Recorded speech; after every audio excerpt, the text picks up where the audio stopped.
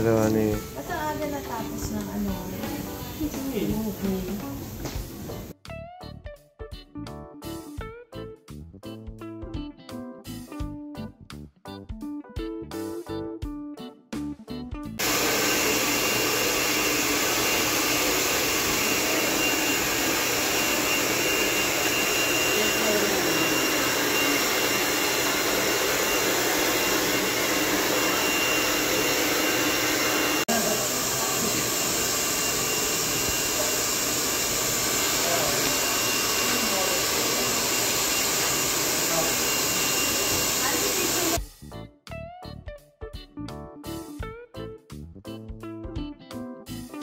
Ay, nako. Hello! Ang ganda ng buhok ko sa David Salon. Pero, ayan.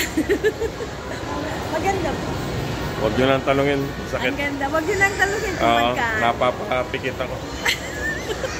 Hindi, pero worth it naman Worth guys. it naman. Kasi si Joy lagi ang nagugupit ang buhok namin. So, nakasave kami ng malaki. Oo.